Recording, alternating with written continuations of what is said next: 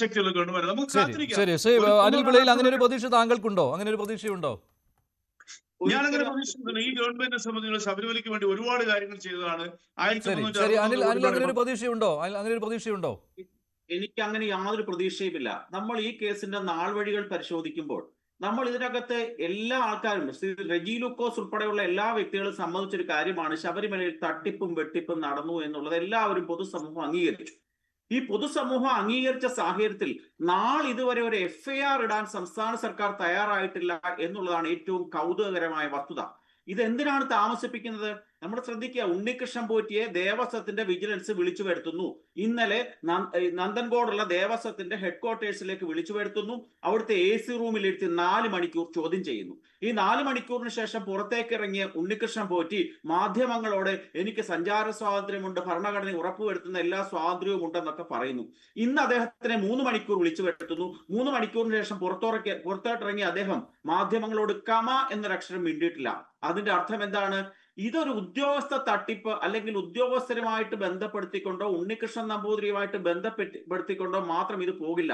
ഇത് രാഷ്ട്രീയമായിട്ടുള്ളൊരു കൊള്ളയാണ്. ആ രാഷ്ട്രീയ കൊള്ള പുറത്തു വരാതിരിക്കാൻ, അതിന്റെ തെളിവുകൾ നശിപ്പിക്കാൻ, അതിന്റെ മെറ്റീരിയൽ ഒബ്ജക്റ്റുകൾ നശിപ്പിക്കാൻ വേണ്ടിയുള്ള ഒരു ടൈം ഉണ്ടാക്കി കൊടുക്കുകയാണ് ഉണ്ണികൃഷ്ണൻ പോറ്റിക്കും ഇതിനകത്ത് പ്രതികളായ വ്യക്തികൾക്ക് വന്ന് പകൽ പോലെ വിളിച്ച സത്യമാണ്. കാരണം AC റൂമിലിരുത്തി ചോദ്യം ചെയ്യുന്നത് ആരാണ്?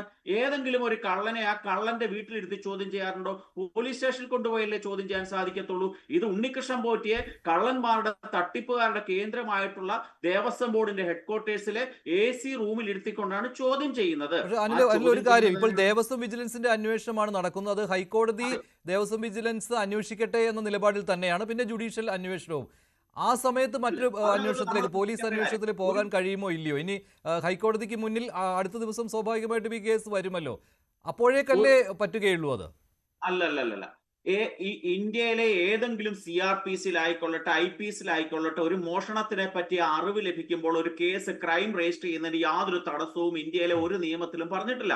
ബഹുമാനപ്പെട്ട ഹൈക്കോടതി ദേവസ്വം വിജിലൻസിനോട് ഇതിനെപ്പറ്റി അന്വേഷിച്ച് റിപ്പോർട്ട് സമർപ്പിക്കാൻ ആവശ്യപ്പെട്ടു എന്നുള്ള കാരണത്താൽ ക്രൈം ഇടുന്നതിനൊന്നും തടസ്സമുള്ളതായിട്ട് എനിക്ക് തോന്നുന്നില്ല.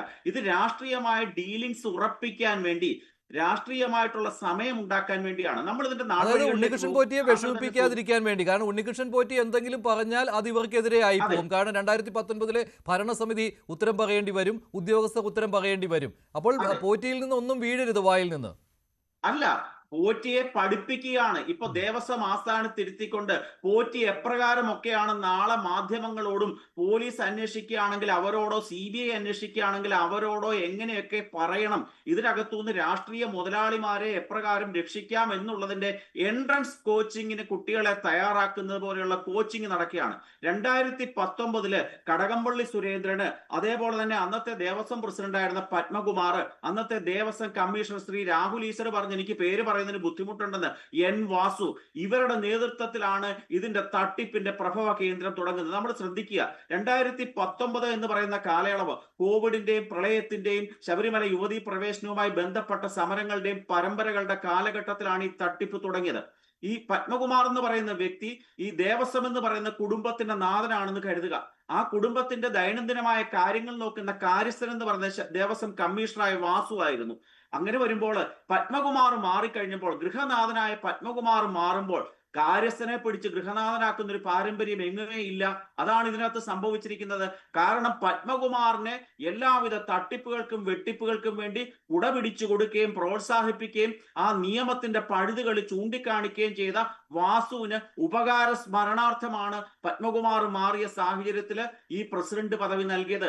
കടകംപള്ളി സുരേന്ദ്രനുണ്ട്, അതേപോലെ തന്നെ പത്മകുമാറുണ്ട്, അതേപോലെ തന്നെ വാസുവുണ്ട്. അക്കാലത്തെ ദേവസ്വം ബോർഡിലെ അംഗങ്ങളും ദേവസ്വം ബോർഡ് ഉദ്യോഗസ്ഥരും ഉൾക്കൊള്ള ഒരു വലിയ ഫോക്കസ് ആണ് ഈ തട്ടിപ്പിന്റെ തുടക്കം എന്ന് നമുക്ക് മനസ്സിലാക്കാൻ സാധിക്കും. തിരുവിതാംകൂർ നമ്മൾ ഈ ചർച്ചകളിലൊക്കെ ഈ ശബരിമലയിലെ തട്ടിപ്പ് നടന്നു എന്ന് സമ്മതിക്കുമ്പോൾ ദേവസ്വം ബോർഡുകളിൽ എന്താണ് സംഭവിക്കുന്നത് എന്നുള്ളതാണ് യഥാർത്ഥത്തിലുള്ള ഒരു ചർച്ചയ്ക്ക് വിഷയമാക്കേണ്ടത്. തിരുവിതാംകൂർ ദേവസ്വം ബോർഡ് 75 വർഷമായി. ആ 75 വർഷമായതിന്റെ ഒരാഘോഷമായിട്ടാണല്ലോ പമ്പയിൽ ഇപ്പോൾ ആളില്ലാ സംഗമം നടത്തിയത്.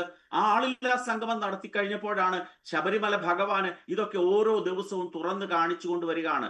ഈ റെജി ലൂക്കോസ് പറഞ്ഞൊരു കാര്യമുണ്ട്, ഇപ്പോഴത്തെ അംഗങ്ങൾക്കൊന്നും ഇതിനകത്ത് യാതൊരു ബന്ധവുമില്ല. പക്ഷേ ഇന്നത്തെ സമൂഹ മാധ്യമങ്ങളിൽ വ്യാപകമായി പ്രചരിക്കുന്ന ഒരു വാർത്തയുണ്ട്. നിലവിലുള്ള ദേവസ്വം ബോർഡിലെ അംഗമായിട്ടുള്ള CPIയുടെ പ്രതിനിധിയായിട്ടുള്ള ശ്രീ അഡ്വക്കേറ്റ് അജികുമാറും ഈ ഉണ്ണികൃഷ്ണൻ പോറ്റിയും തമ്മിലുള്ള അവിഹിത ബന്ധം ഇന്നത്തെ മാധ്യമങ്ങൾ റിപ്പോർട്ട് ചെയ്യുന്നുണ്ട്. പല മാധ്യമങ്ങളിലും വന്നു കഴിഞ്ഞു. എനിക്ക് തോന്നുന്നു News 18ലും അതുമായി ബന്ധപ്പെട്ട രാവിലത്തെ ചർച്ചയിൽ പരാമർശമുണ്ടായി. എന്താണത്? കായംകുളമാണ് ശ്രീ അജികുമാറിന്റെ സ്വദേശം എന്ന് പറയുന്നത്. അദ്ദേഹത്തിന്റെ വീടിനോട് ചേർന്ന് SNDP ശാഖായോഗത്തിന്റെ ഒരു ക്ഷേത്രമുണ്ട്. ആ ക്ഷേത്രത്തില് കഴിഞ്ഞ 1-2 മാസങ്ങൾക്ക് മുമ്പ് ഒരു ഫംഗ്ഷൻ നടന്നു. എന്തായിരുന്നു ആ ഫംഗ്ഷന്? ആ ക്ഷേത്ര പരിധിയിൽ താമസിക്കുന്ന 2 വ്യക്തികൾക്ക് ബാംഗ്ലൂരിലെ 3 ഭക്തർ ചേർന്ന് 2 വീടുകൾ വെച്ച് കൊടുക്കുന്നു. അതുപോലെ തന്നെ ആ ക്ഷേത്രത്തിന്റെ പുറം വിളക്കുകൾ ഉദ്ഘാടനം ചെയ്യുന്നു. ഈ 3 ഭക്തർ ആരാണ്? ഈ താക്കോൽദാനം നടത്തിയതാരാണ്? ശ്രീ ഉണ്ണികൃഷ്ണൻ പോറ്റി എന്ന് പറയുന്ന കഥാപാത്രം. ഉണ്ണികൃഷ്ണൻ പോറ്റിയെ നമ്മൾ പല പേരുകളിലാണ് അറിയപ്പെടുന്നത്. ശബരിമലയിലെ മണിയുമായി ബന്ധപ്പെട്ട വിവാദം വരുമ്പോൾ അയാൾ കോർഡിനേറ്റർ ആകുന്നു. ചെമ്പ് പാളിയുമായിട്ടുള്ള ബന്ധം വരുമ്പോൾ അദ്ദേഹം അവിടുത്തെ കീഴ്ശാന്തിയുടെ സഹായിയായി മാറുന്നു. ഇത് അല്ല ശ്രീ അനിൽ, ഈ ഉണ്ണികൃഷ്ണൻ പോറ്റി ഈ ബാംഗ്ലൂരിലെ അയ്യപ്പ ഭക്തരുമായിട്ട് ചേർന്ന് ഇവിടെ കുറേയേറെ സഹായങ്ങൾ വാഗ്ദാനം ചെയ്യുന്നു, അവരെ കൊണ്ട് വീടുകൾ സ്പോൺസർ ചെയ്യിക്കുന്നു, ഇതൊക്കെ ഉണ്ടായിരുന്നു. അതാണല്ലോ താങ്കൾ ഉദ്ദേശിച്ചത്. ദേവസ്വം ബോർഡ് അംഗത്തിന്റെ നാട്ടിൽ തന്നെ അങ്ങനെ സംഭവം നടന്നു അല്ലേ? അതല്ലേ ഉദ്ദേശിക്കുന്നത്? ഞാൻ ഉദ്ദേശിച്ചത് അത് തന്നെയാണ്. ഈ ഉണ്ണികൃഷ്ണൻ പോറ്റിക്ക് കായംകുളത്തിലെ ഉൾഗ്രാമത്തിലെ 3 പേർക്ക് വീട് വെച്ചു കൊടുക്കാൻ തോന്നുന്നത് സന്തോഷം തന്നെയാണ്. പക്ഷേ ആ ഭക്തന്മാർ ആരൊക്കെയാണ്? അവർക്ക് അതിന്റെ സോഴ്സ് എന്താണ് ഈ പർട്ടിക്കുലർ പ്രദേശത്ത് വന്ന് ഉണ്ണികൃഷ്ണൻ പോറ്റിക്ക് ഇപ്രകാരം ഒരു കാര്യം ചെയ്യേണ്ടത്?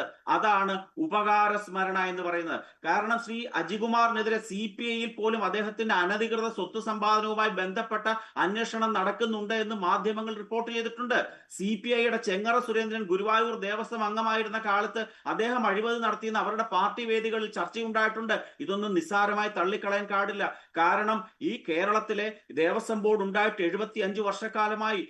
ഭാരത കേസരി മന്നത്ത് പത്മനാഭൻ തുടങ്ങിയ ചില വ്യക്തികൾക്ക് ശേഷം ഈ ദേവസ്വം ബോർഡിനെ അതാത് കാലത്ത് ഭരിച്ചിട്ടുള്ളത് ഇടതുമുന്നണിയുടെയും വലതുമുന്നണിയുടെയും നോമിനികളായിട്ടുള്ള ധാർമ്മികതയില്ലാത്ത രാഷ്ട്രീയത്തിൽ നിന്ന് കാലുമാറി വന്നിട്ടുള്ള വ്യക്തികളാണ്. ഞാൻ ചോദിച്ചുകൊള്ളട്ടെ, ഈ ദേവസ്വം നിയമത്തിലെ പഴുതുകൾ ഇക്കാലയളവിൽ ഒരിക്കൽ പോലും നിയമസഭയിൽ അവതരിപ്പിച്ച ആ അമെന്റ്മെന്റുകളിൽ കൂടി ഈ ദേവസ്വം മാനുവലിലെയും ദേവസ്വം നിയമത്തിലെയും പഴുതുകൾ അടയ്ക്കാൻ എന്തേ ഇവർക്ക് സാധിച്ചില്ല?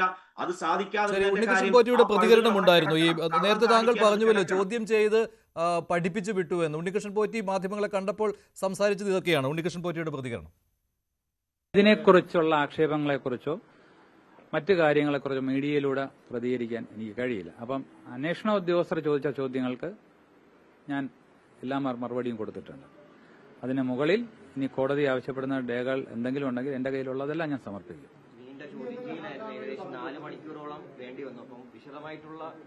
അങ്ങനെ ചോദ്യം മൊഴി രേഖപ്പെടുത്തുകയായിരുന്നു. അവർ ചോദിച്ച ചോദ്യങ്ങൾ എനിക്ക് സമയം തന്നു, എനിക്ക് ബ്രേക്ക് തന്നു, ആ ചോദ്യങ്ങൾ ആലോചിക്കാനുള്ള സമയം തന്നു.